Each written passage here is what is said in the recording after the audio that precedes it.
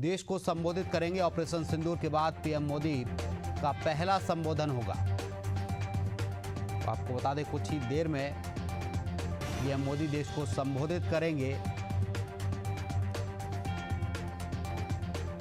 Operation सिंदूर के बाद PM Modi का पहला संबोधन होगा।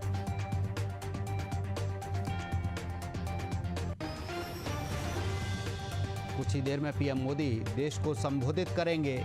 ऑपरेशन सिंदूर के बाद पीएम मोदी का ये पहला संबोधन होगा।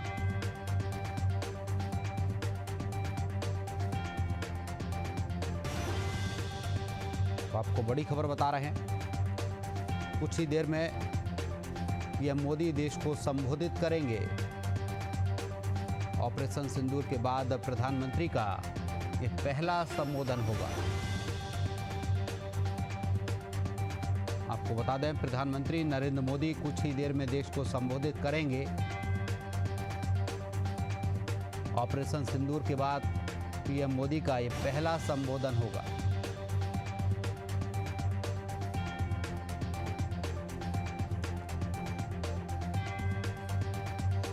बड़ी खबर आपको बता रहे हैं, कुछ ही देर में प्रधानमंत्री नरेंद्र मोदी देश को संबोधित करेंगे। ऑपरेशन सिंदूर के बाद प्रधानमंत्री का पहला संबोधन होगा।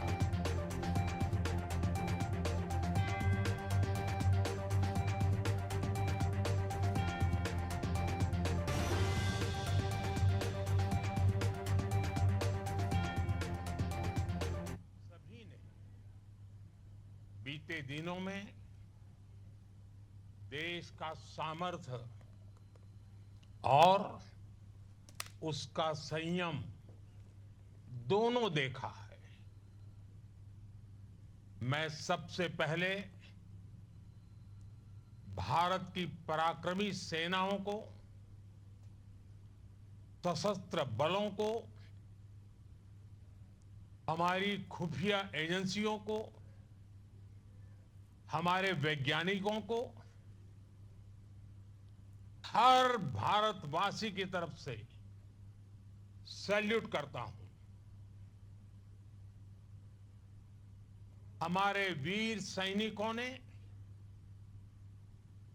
ऑपरेशन सिंदूर के लक्ष्यों की प्राप्ति के लिए असीम शौर्य का प्रदर्शन किया। मैं उनकी वीरता को, उनके साहस को, उनके पराक्रम को आज समर्पित करता हूं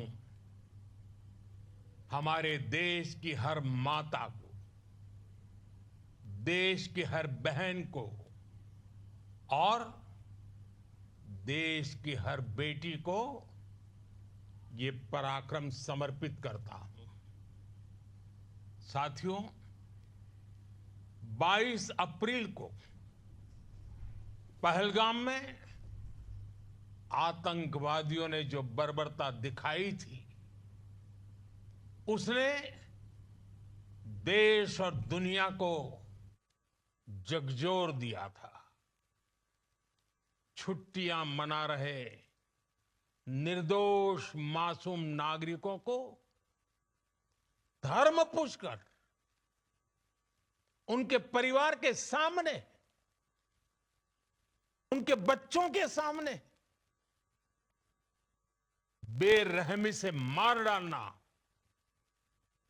यह आतंक का बहुत विभत्स चेहरा था, क्रूरता थी। ये देश के सद्भाव को तोड़ने की घिनौनी कोशिश भी थी। मेरे लिए व्यक्तिगत रूप से ये पीड़ा बहुत बड़ी थी। इस आतंकी हमले के बाद सारा राष्ट्र, हर नागरिक, हर समाज, हर वर्ग, हर राजनीतिक दल एक स्वर में आतंक के खिलाफ कड़ी कार्रवाई के लिए उठ खड़ा हुआ। हमने आतंकवादियों को मिट्टी में मिलाने के लिए भारत की सेनाओं को पूरी छूट दे दी और आज हर आतंकी, आतंक का हर संगठन जान चुका है कि हमारी बहनों बेटियों के माथे से सिंदूर हटाने का अंजाम क्या होता है। साथियों, ऑपरेशन सिंदूर ये सिर्फ नाम नहीं है, ये देश के कोटि कोटि लोगों की भावनाओं का प्रतिबिंब है। ऑपरेशन सिंदूर न्याय की अखंड प्रतिज्ञा है।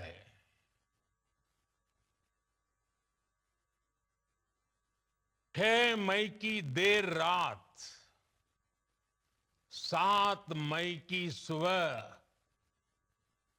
पूरी दुनिया ने इस प्रतिज्ञा को परिणाम में बदलते देखा है।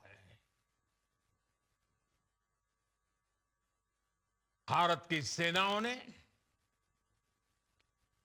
पाकिस्तान में आतंक के ठिकानों पर, उनके ट्रेनिंग सेंटर्स पर सटीक प्रहार किया।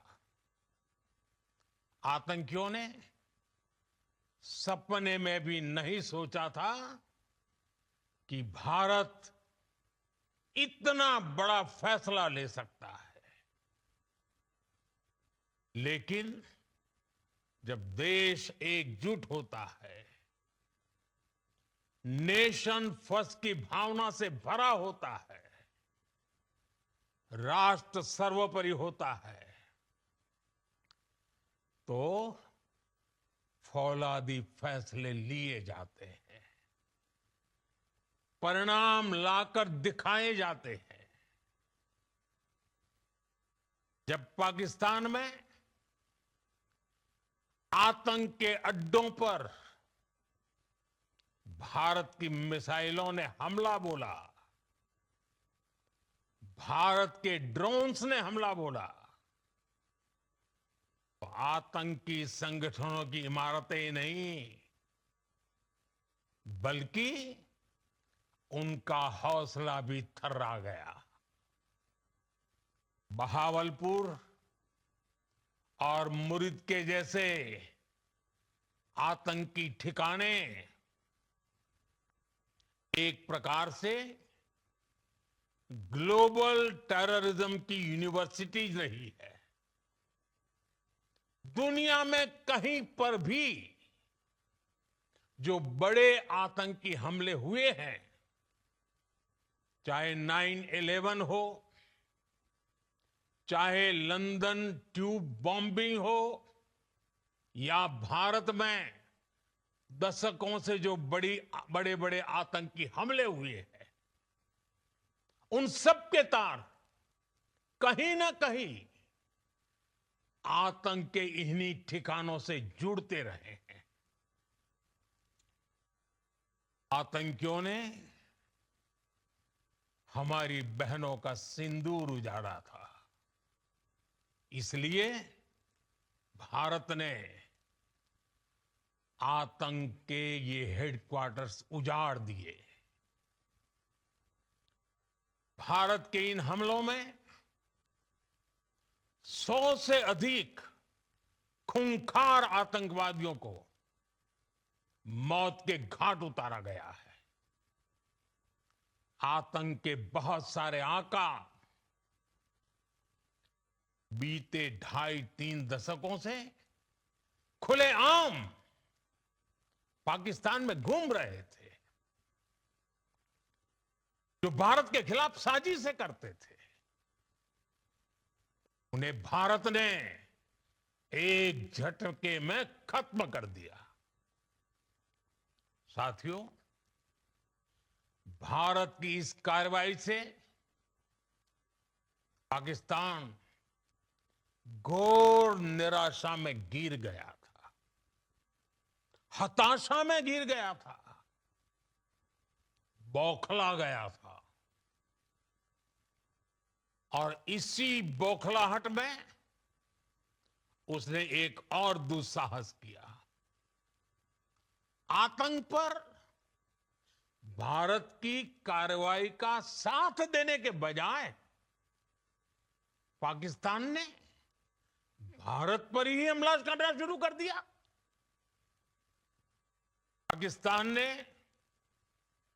हमारे स्कूलों, कॉलेजों को, गुरुद्वारों को, मंदिरों को, सामान्य नागरिकों के घरों को निशाना बनाया। पाकिस्तान ने हमारे सैन्य ठिकानों को निशाना बनाया। लेकिन इसमें भी पाकिस्तान खुद बेनकाब हो गया। दुनिया ने देखा कि कैसे पाकिस्तान के ड्रोन्स, पाकिस्तान की मिसाइलें भारत के सामने तिनके की तरह बिखर गई। भारत के सशक्त एयर डिफेंस सिस्टम ने उन्हें आसमान में ही नष्ट कर दिया। पाकिस्तान की तैयारी सीमा पर वार की थी, लेकिन भारत ने पाकिस्तान के सीने पर वार कर दिया। भारत के ड्रोन्स, भारत की मिसाइलों ने सटीकता के साथ हमला किया। पाकिस्तानी वायुसेना के उन एयरबेस को नुकसान पहुंचाया, जिस पर पाकिस्तान को बहुत घमंड था। भारत ने पहले 3 दिनों में ही पाकिस्तान को इतना तबाह कर दिया जिसका उसे अंदाजा भी नहीं था। इसलिए भारत की आक्रामक कार्रवाई के बाद पाकिस्तान बचने के रास्ते खोजने लगा। पाकिस्तान दुनिया भर में तनाव कम करने के लिए गुहार लगा रहा था। और बुरी तरह पीटने के बाद इसी मजबूरी में 10 मई की दोपहर को पाकिस्तानी सेना ने हमारे डीजीएमओ को संपर्क किया। तब तक हम आतंकवाद के इंफ्रास्ट्रक्चर को बड़े पैमाने पर तबाह कर चुके थे। आतंकियों को मौत के घाट उतार दिया गया था। पाकिस्तान के सीने में बसाए गए आतंक के अड्डों को हमने खंडहर बना दिया था। इसलिए जब पाकिस्तान की तरफ से गुहार लगाई गई, पाकिस्तान की तरफ से जब ये कहा गया कि उसकी ओर से आगे कोई आतंकी गतिविधि और सैन्य दुस्साहस नहीं दिखाया जाएगा, तो भारत ने भी उस पर विचार किया। और मैं फिर दोहरा रहा हूं, हमने पाकिस्तान के आतंकी और सैन्य ठिकानों पर अपनी जवाबी कार्रवाई को अभी सिर्फ स्थगित किया है। आने वाले दिनों में हम पाकिस्तान के हर कदम को इस कसौटी पर मापेंगे कि वो क्या रवैया अपनाता है। साथियों, भारत की तीनों सेनाएं हमारी एयरफोर्स, हमारी आर्मी और हमारी नेवी, हमारी border security force BSF, Bharat के अर्धसैनिक बल लगातार अलर्ट पर है। सर्जिकल स्ट्राइक और एयर स्ट्राइक के बाद अब ऑपरेशन सिंदूर आतंक के खिलाफ भारत की नीति है। ऑपरेशन सिंदूर ने आतंक के खिलाफ लड़ाई में एक नई लकीर खींच दी है, एक नया पैमाना, न्यू नॉर्मल तय कर दिया है। पहला, भारत पर आतंकी हमला हुआ तो मुंह तोड़ जवाब दिया जाएगा। हम अपने तरीके से, अपनी शर्तों पर जवाब देकर रहेंगे। और उस जगह जाकर कठोर कार्रवाई करेंगे जहां से आतंक की जड़ें निकलती हैं। दूसरा, कोई भी न्यूक्लियर ब्लैकमेल भारत नहीं सहेगा। न्यूक्लियर ब्लैकमेल की आड़ में पनप रहे आतंकी ठिकानों पर भारत सटीक और निर्णायक प्रहार करेगा। तीसरा, हम आतंक की सरपरस्त सरकार और आतंक के आकाओं को अलग अलग नहीं देखेंगे। ऑपरेशन सिंदूर के दौरान दुनिया ने पाकिस्तान का वो घिनौना सच फिर देखा है,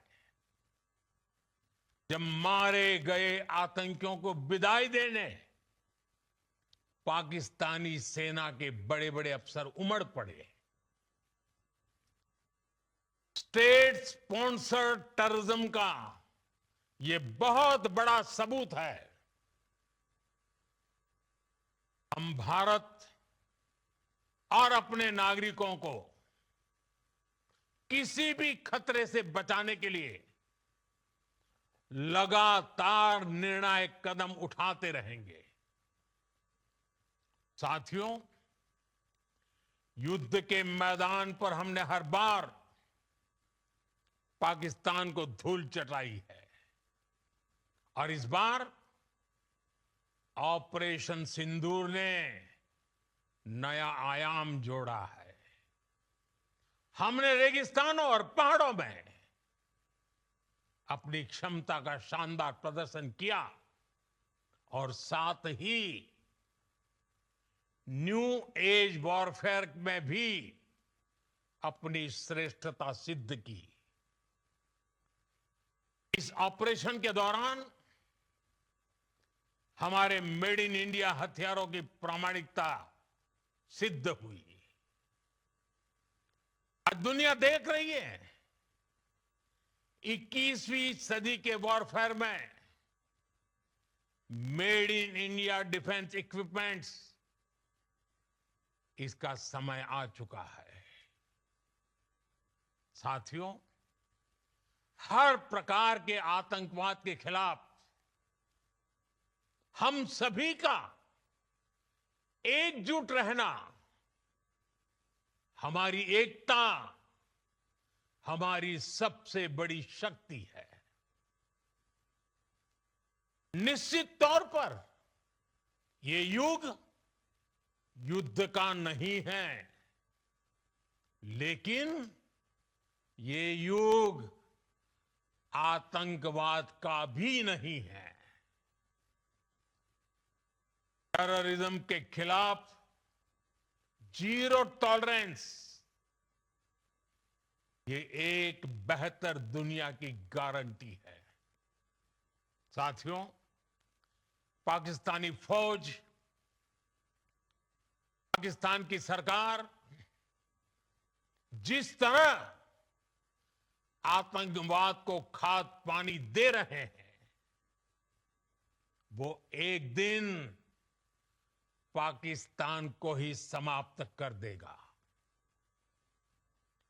पाकिस्तान को अगर बचना है तो उसे अपने टेरर इंफ्रास्ट्रक्चर का सफाया करना ही होगा। इसके अलावा शांति का कोई रास्ता नहीं है। भारत का मत एकदम स्पष्ट है। टेरर और टॉक एक साथ नहीं हो सकते। टेरर और ट्रेड एक साथ नहीं चल सकते, और पानी और खून भी एक साथ नहीं बह सकता। मैं आज विश्व समुदाय को भी कहूंगा, हमारी घोषित नीति रही है, अगर पाकिस्तान से बात होगी तो टेररिज्म पर ही होगी।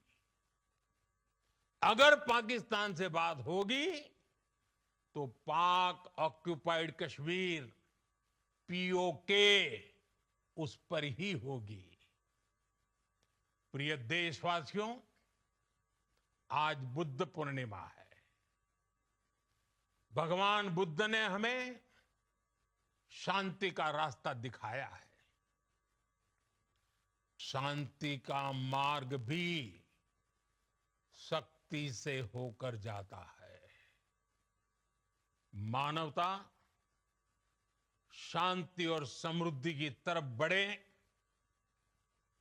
हर भारतीय शांति से जी सके, विकसित भारत के सपने को पूरा कर सके, इसके लिए भारत का शक्तिशाली होना बहुत जरूरी है। और आवश्यकता पड़ने पर इस शक्ति का इस्तेमाल भी जरूरी है। और पिछले कुछ दिनों में भारत ने यही किया है। मैं एक बार फिर भारत की सेना और सशस्त्र बलों को सैल्यूट करता हूं। हम भारतवासी के हौसले, हर भारतवासी का एकजुटता का शपथ, संकल्प, मैं उसे नमन करता हूं। बहुत बहुत धन्यवाद। भारत माता की जय। भारत माता की जय। भारत माता की जय।